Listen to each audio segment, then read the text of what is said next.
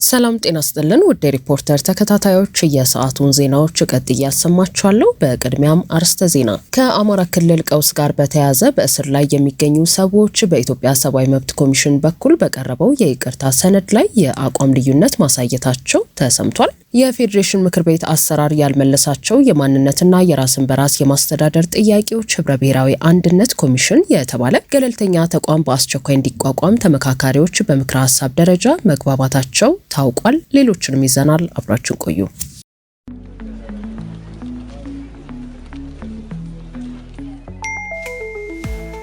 ለሰራተኞች ደሞዝና ተጨማሪ ክፍያዎችን ለመፈጸም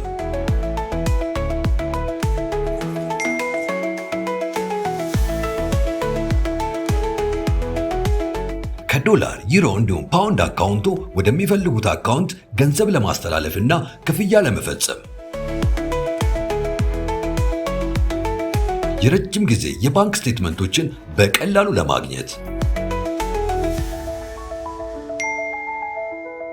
የበረራ ትኬትን ካሉበት ሆኖ ለመግዛት እንዲሁም ማረጋገጫ ደረሰኝን ለማግኘት በተጨማሪም የተለያዩ ድርጅቶች ክፍያዎች ለመፈጸም የኢትዮጵያ ንግድ ባንክን የኢንተርኔት ባንኪንግ አገልግሎት ሲመርጡ በየትኛውም ጊዜና ቦታ ፈጣን እንዲሁም ጥራት ያለው የኢንተርኔት ባንኪንግ አገልግሎት ለማግኘት ያስችላቸዋል። የኢትዮጵያ ንግድ ባንክ ሁሌም የሚተማመኑበት ባንክ።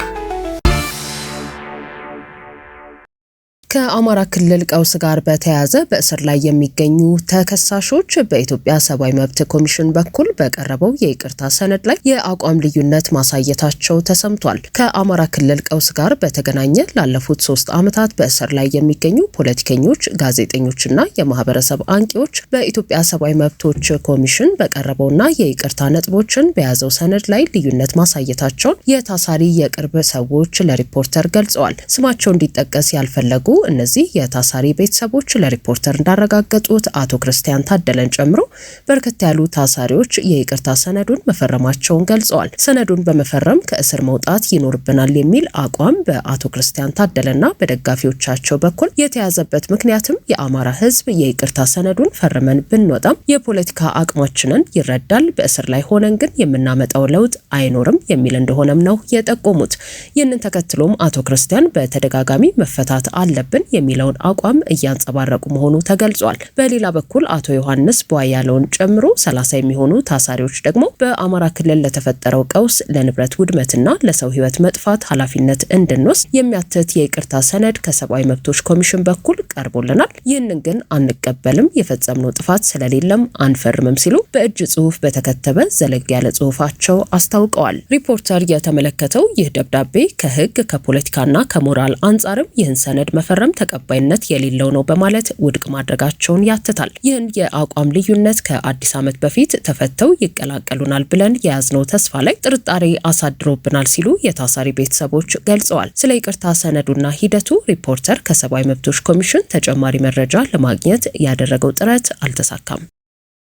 የፌዴሬሽን ምክር ቤት አሰራር ያልመለሳቸው የማንነትና የራስን በራስ የማስተዳደር ጥያቄዎች ህብረ ብሔራዊ አንድነት ኮሚሽን የተባለ ገለልተኛ ተቋም በአስቸኳይ እንዲቋቋም ተመካካሪዎች በምክረ ሀሳብ ደረጃ መግባባታቸው ታውቋል። እየተካሄደ ባለው የሀገራዊ ምክክር ጉባኤ የህገ መንግስት ጉዳዮች ተርጓሚ ፍርድ ቤት እንዲቋቋም አሁን ያለው የፌዴሬሽን ምክር ቤት አሰራር ያልመለሳቸው የማንነትና የራስን በራስ የማስተዳደር ጥያቄዎች ህብረ ብሔራዊ አንድነት ኮሚሽን የሚል ስያሜ ያለው ገለልተኛ ተቋም በአስቸኳይ ተቋቁሞ በአጭር ጊዜ ውስጥ ምላሽ እንዲሰጥባቸውና ለዚህም ልዩ የባለሙያዎች ቡድን እንዲቋቋም በምክረ ሀሳብ ደረጃ ከመግባባት ላይ ተደርሷል ተብሏል። ተመካካሪዎች እንደገለጹት በህገ መንግስቱ የራስን እድል በራስ የመወሰን መብት፣ የብሔሮች ብሔረሰቦችና ህዝቦች መብት አንቀጽ 39 ማንኛውም የኢትዮጵያ ብሔር ብሔረሰብ ህዝብ የራሱን እድል በራሱ የመወሰን እስከ መገንጠል ያለው መብቶ በማናቸው መልኩ ያለ ገደብ የተጠበቀ ነው ከሚለው ድንጋጌ ውስጥ እስከ መገንጠል የሚለው ሀረግ ወጥቶ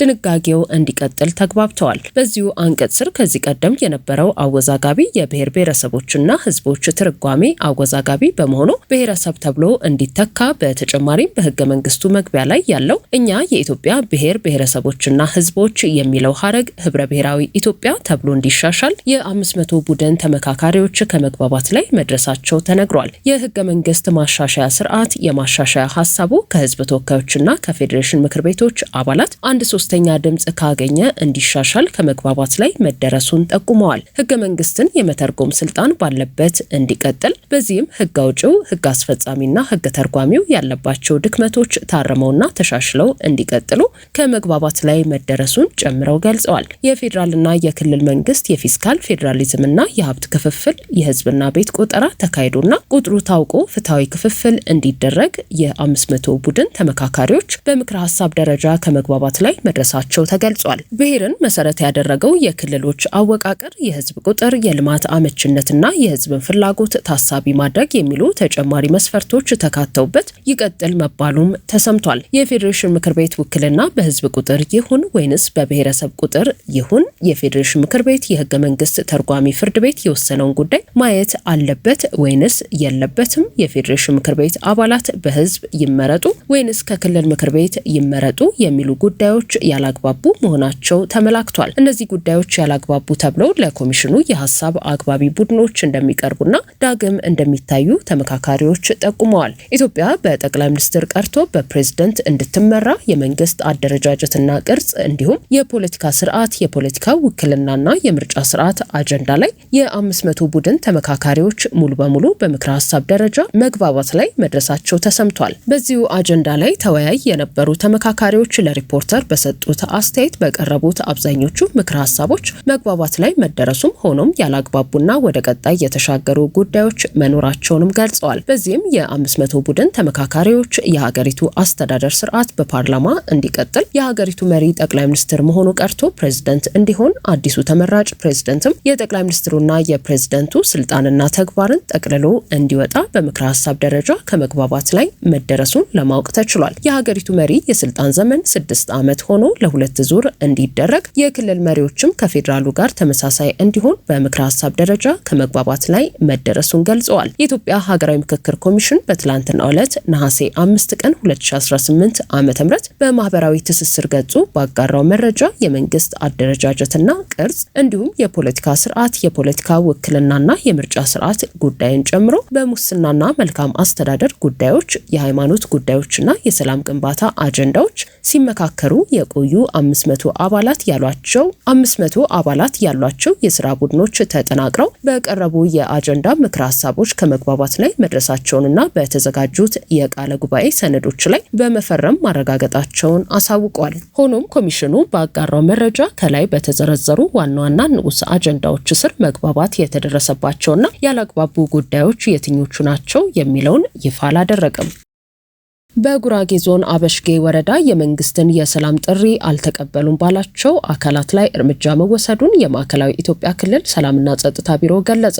በማዕከላዊ ኢትዮጵያ ክልል ጉራጌ ዞን አበሽጌ ወረዳ በህዝብ ላይ ጉዳት በማድረስ ላይ በነበሩ አካላት ላይ እርምጃ መወሰዱን የክልሉ ሰላምና ጸጥታ ቢሮ የገለጸ ሲሆን የተወሰደውን እርምጃ አስመልክቶ ሐሰተኛ መረጃ አሰራጭተዋል ያላቸውን አካላት ኮንኗል። ቢሮ ባወጣው መግለጫ እንዳብራራው በወረዳው በዋልጋና ዳርጌ አካባቢዎች በህዝብ ላይ ግድያ፣ ዘረፋና የባህልና ሃይማኖት ጸያፍ ድርጊቶችን ሲፈጽሙ በነበሩና መንግስት ያቀረበውን የሰላም ጥሪ አንቀበልም ባሉ ሽፍቶች ላይ አስተማማኝ እርምጃ ተወስዶ ለህግ እንዲቀርቡ ተደርጓል። ቢሮ ሽፍታ ሲል የገለጻቸው አካላት በብዛት ወንጀል የሚፈጽሙት በአካባቢው በሚኖሩ የጉራጌ ማህበረሰብ አባላት ጨምሮ በአጎራባሽ ዞኖች ላይ ባሉ በኦሮምኛ ቋንቋ ተናጋሪዎች፣ ከምባትኛና በሌሎች ቋንቋ ተናጋሪዎች ላይ ትኩረት አድርገው ጥቃት እንደሚፈጽሙ ተጠቁሟል።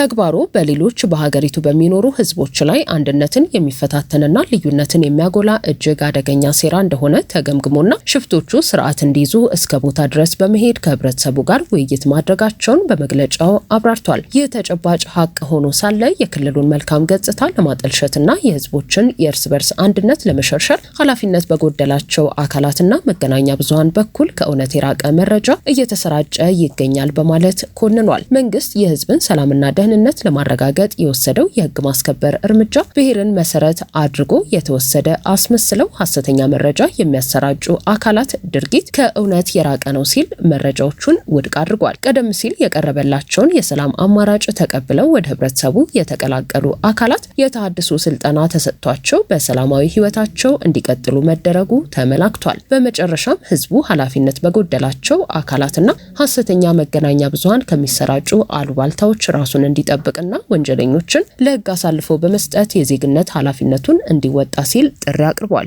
ከሰሞኑ በዚህ ወረዳ ፋኖ ናቸው የተባሉ 3 ግለሰቦች ሲጓዙበት ከነበረው ተሽከርካሪ እንዲወርዱ በማድረግ በአሰቃቂ ሁኔታ መገደላቸውን የሚገልጹ በርካታ መረጃዎች መሰራጨታቸው ይታወሳል። ውድ ሪፖርተር ተከታታዮች የሰዓቱ ዜናዎቻችን እነዚህ ነበሩ። ስላደመጣችሁን ከልብ እናመሰግናለን።